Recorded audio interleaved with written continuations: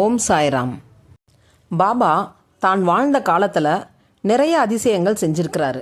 பாபாவோட அற்புத வரலாற்றில் பக்தர்களின் மனக்குழப்பங்களை அவர் எப்படி மிக எளிமையாக அதே சமயம் ஆழமாக தீர்த்து வைத்தார் என்பதற்கு இந்த காக்காஜி கதை ஒரு மிக சிறந்த உதாரணம்.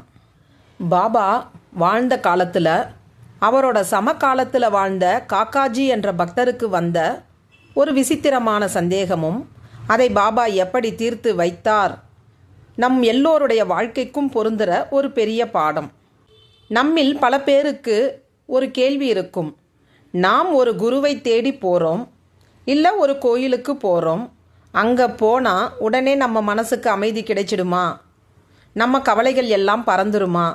இதே சந்தேகம்தான் அன்னைக்கு காக்காஜிக்கும் இருந்தது. அதை பாபா எப்படி ஒரு ஆன்மீக அனுபவமாக மாற்றினார் என்பதை பற்றி இந்த பதிவில் பார்க்கலாம்.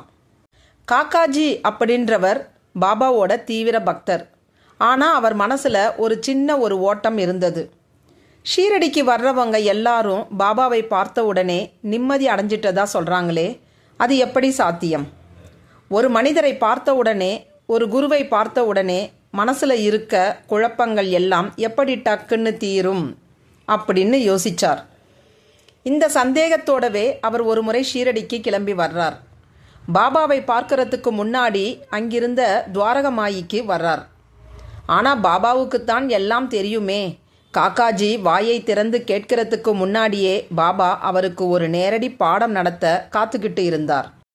காக்காஜி மசூதிக்குள்ள நுழைஞ்ச உடனே பாபா அங்கிருந்த மற்றவங்களை நோக்கி ஒரு விசித்திரமான வேலையை செய்ய சொன்னார். அங்கே ஒரு பெரிய மூட்டை அல்லது தானியங்கள் வச்சிருந்தாங்க. பாபா இந்த தானியங்களை எடுத்து அரைக்க ஆரம்பிங்க அப்படின்னு சொன்னார். அங்கிருந்தவங்க எல்லாரும் மாவு அரைக்கிற கல்லில் தானியங்களை போட்டு அரைக்க ஆரம்பித்தாங்க. காக்காஜி இதை அமைதியாக நின்று வேடிக்கை பார்த்துட்டு இருந்தார். அப்போ பாபா சொன்னார், இந்த உலகத்தில் இருக்கிற மனிதர்களும் இந்த தானியங்கள் மாதிரி தான். இந்த அரைக்கிற கல்லு தான் இந்த உலகம். இதில் சிக்கிக்கிட்டு எல்லாரும் எப்படி நசுங்கி மாவாகி போகிறாங்க பார்த்தியா? இந்த துன்பத்தில் இருந்து யாரும் தப்பிக்க வழியே இல்லை அப்படின்னு சொன்னார். இதை கேட்ட காக்காஜிக்கு இன்னும் குழப்பம் அதிகமாயிடுச்சு. நாம் அமைதியை தேடி வந்தா பாபா எல்லாரும் துன்பப்பட்டு அழிய வேண்டியதுதான்னு சொல்கிறாரே அப்படின்னு நினைச்சார். ஆனால் அடுத்த நொடியே பாபா அந்த அரைக்கிற கல்லை உற்று பார்க்க சொன்னார். அந்த அரைக்கிற கல்லோட நடுவில் ஒரு ஆணி இருக்கும் பார்த்தீங்களா?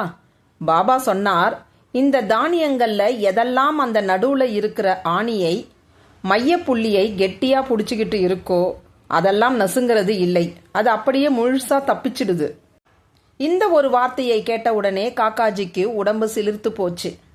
பாபா என்ன சொல்ல வர்றாருன்னது அவருக்கு தெளிவாக புரிஞ்சிடுச்சு. இந்த உலகம்ன்ற அரைக்கிற கல்லில் கவலைகள், துன்பங்கள், சோதனைகள் அப்படின்ற நசுக்குதல் இருந்துக்கிட்டே தான் இருக்கும்.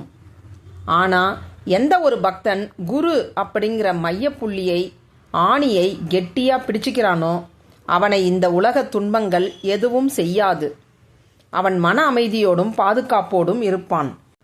காக்காஜிக்கு புரிஞ்சிடுச்சு, பாபாவை சும்மா வந்து பார்க்கறதுனால மட்டும் நிம்மதி வராது. பாபா என்ற அந்த ஆன்மீக குருவை மனதார உறுதியாக பற்றி கொள்ளும் போதுதான் உண்மையான மன அமைதி கிடைக்கும்னு அன்னைக்கு அவர் உணர்ந்தார். அவரோட சந்தேகமும் தீர்ந்தது, மனசும் அமைதியாச்சு. குருவின் பார்வை ஒன்றே நம் அகங்காரத்தையும் சந்தேகங்களையும் அழித்துவிடும். நாமும் நம் வாழ்க்கையில் எத்தனையோ பிரச்சனைகளை சந்திக்கலாம். ஆனால் காக்காஜிக்கு பாபா சொன்ன இந்த உபதேசம் நமக்கும் பொருந்தும். வாழ்க்கையில் புயல் அடிக்கும் போதும் குழப்பங்கள் வரும்போதும் நம்ம குருவையோ அல்லது இறைவனையோ அந்த மையப்புள்ளியா நினைச்சு கெட்டியா பிடிச்சுக்கிட்டோம்னா நாமும் நசுங்கி போகாமல் நிம்மதியாக வாழலாம். இந்த கதையிலிருந்து நாம என்ன தெரிஞ்சுக்கிட்டோம்னா, காக்காஜியோட இந்த சம்பவத்தில் இருந்து நம்ம வாழ்க்கைக்கு தேவையான 3 முக்கியமான உண்மைகளை தெரிஞ்சுக்கிட்டோம். பிரச்சனைகள் இயற்கை, ஆனால் ஆன்மீகம் ஒரு கவசம். மாவு அரைக்கிற கல்லில் தானியங்கள் நசுங்குவது எப்படி இயற்கையோ அதே போல மனித வாழ்க்கையில் இன்பமும் துன்பமும் மாறி மாறி வருவது இயற்கைதான். எனக்கு ஏன் கவலை வருகிறது? அப்படின்னு நாம் ஓட முடியாது. ஆனால் அந்த துன்பங்கள் நம்மை காயப்படுத்தாமல் இருக்க ஆன்மீகம் ஒரு பெரிய கவசமாக இருக்கும். சரணடைதல். அந்த அரைக்கிற கல்லோட நடுவில் இருக்கிற ஆணியை தானியங்கள் எப்படி தானா போய் பிடிச்சிக்க முடியாதோ அதே போல நாமும் நம்முடைய சுயபுத்தியை மட்டும் நம்பாமல், இறைவா அல்லது குருவே உன்னை நான் சரணடைகிறேன் அப்படின்னு முழுமையாக நம்மை ஒப்படைக்கணும். அந்த சரணாகதி தான் நமக்கு நிம்மதியை தரும். மன அமைதி எங்கே இருக்கிறது? மன அமைதி என்பது வெளியில் தேடி அலைவதிலோ அல்லது தற்காலிகமான சந்தோஷங்களிலோ இல்லை. உலக புயல்களுக்கு நடுவிலும் நம்முடைய அசைக்க முடியாத நம்பிக்கையை இறைவனின் மீது வைக்கும் போதும் நம் மனசுக்குள்ளேயே ஒரு நிலையான அமைதி பிறக்கும். ஸ்ரீ சாயியை பணிக. அனைவருக்கும் சாந்தி நிலவட்டும். ஜெய் சாய்ராம். இந்த வீடியோ உங்களுக்கு பிடிச்சிருந்தா லைக் பண்ணுங்க, ஷேர் பண்ணுங்க, சப்ஸ்கிரைப் பண்ணுங்க. தேங்க்யூ.